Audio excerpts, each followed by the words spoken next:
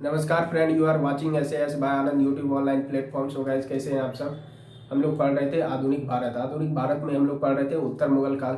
और उत्तर मुगल काल में जितने भी 11 राजा हुए उसके बारे में हम लोग डिटेल से पढ़ें। और जिन भी लोगों ने नहीं देखा है, वो लंबी वीडियो नहीं है, वो शॉर्ट वीडियो है, उसको आप लोग जरूर देखें। 10 से 12 मिनट का वीडियो है और रिवीजन के तौर पे आप लोग को बहुत ही इंपॉर्टेंट होगा और हेल्पफुल भी होगा आने वाले एग्जाम में।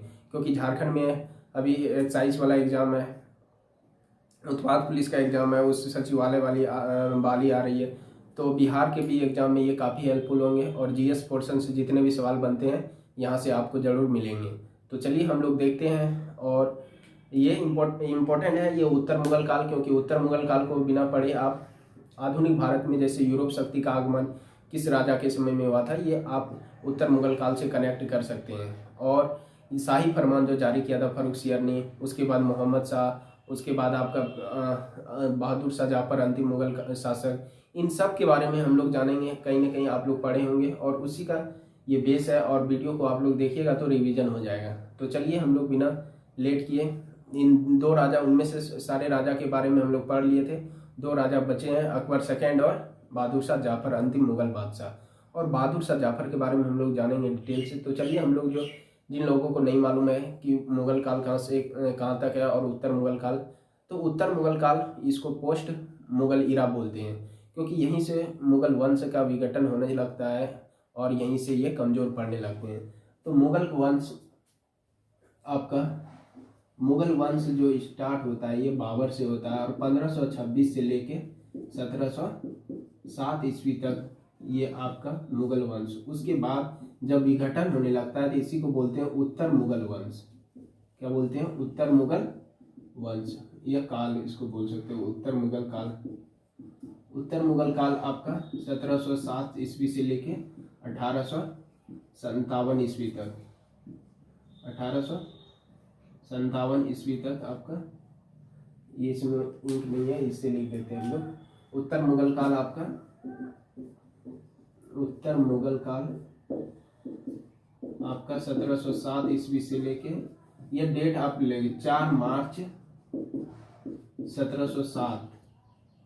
ये इम्पोर्टेंट है, कभी कभी पूछ लिया जाता है औरंगजेब की मृत्यु कब हुई थी से आपका 1857 की क्रांति, 1857 ईस्वी तक ये हुई थी सबसे। अच्छा, तो ये आपका मुगल वंश और उत्तर मुगल वंश के बारे में है। तो हम लोग इसको नहीं पढ़े हैं, इसको पढ़ रहे हैं उत्तर मुगल काल। उत्तर मुगल काल में 11 राजा हुए कुल, और 1526 से लेकर 1707 ईस्वी तक उनमें से राजा हुए। सबसे पहले बाबर हुए। आप मुगल वंश के राजा को याद रखिए, मुगल वंश के राजा के क्रम में सबसे पहले बाबर हुए, उसके बाद आपका हुमायूं हुए, हुमायूं के बाद शेरशाह सूरी बीच में आए थे, उसके बाद हुमायूं के बाद आपका अकबर हुए, अकबर के बाद जहांगीर हुए, जहांगीर के बाद शाहजहां हुए, शाहजहां के बाद औरंगजेब हुए। औरंगजेब की मृत्यु अहमदनगर में 7 मार्च 1707 को हो जाती है। कभी कभी एग्जाम में पूछ लिए जाते हैं कि औरंगजेब की मृत्यु कहाँ हुई थी, तो औरंगजेब की मृत्यु 4 मार्च 1707 ईस्वी को अहमदनगर में हुई थी।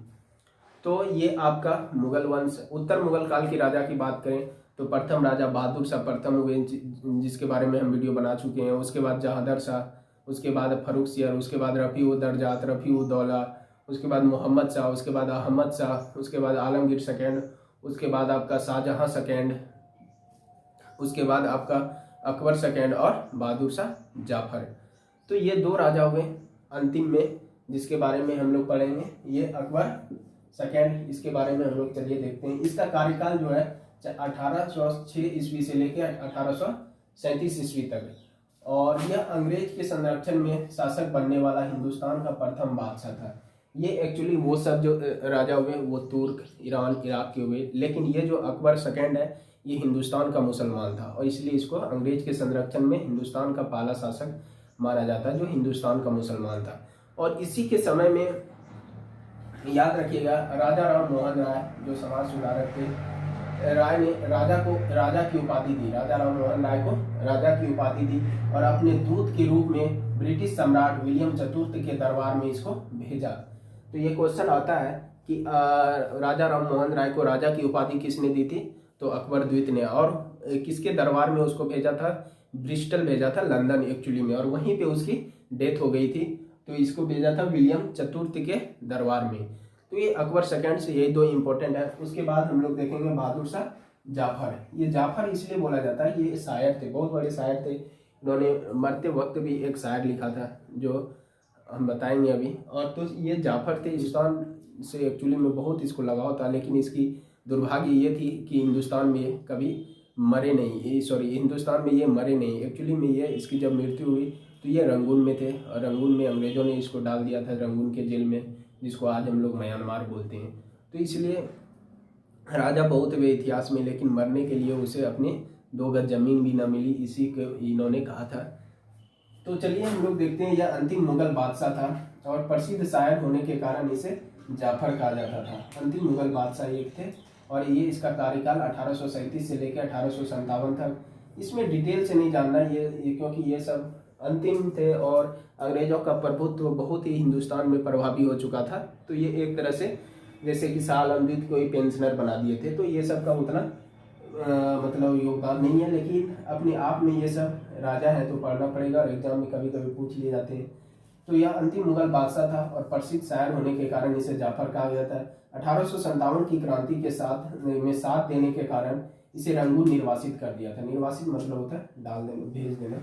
इसे रंगून निर्वासित कर दिया और वहीं पर इसकी मृत्यु होगी। एक्चुअली में हुआ क्या, 1857 की क्रांति में जब मुगल बादशाह पूरी तरह से कमजोर हो गया था तो इसको पेंशनर के रूप में दिल्ली पर छोड़ दिया गया था। दिल्ली में ये अपने दरबार में रहिए और पेंशनर के जैसा।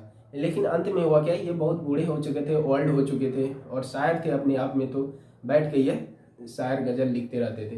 तो 1857 की क्रांति जब बिहार के, तो ये धीरे धीरे आग की तरफ फैलते हुए दिल्ली तक पहुंच जाती है। और दिल्ली जैसे ही पहुंचती है तो दिल्ली के यहाँ से जो जिन्होंने आंदोलन को शुरू किया था 1857 की क्रांति में किसान लोगों ने, तो ये आंदोलनकारी ने इसको नेता मान लिया और नेता मानने के कारण इसको अंग्रेजों ने रंगून निर्वासित कर दिया और वहीं पे इसकी मृत्यु हो गई जेल में। तो इन्होंने वहाँ रंगून भेज दिया और रंगून में इसकी मृत्यु हो गई।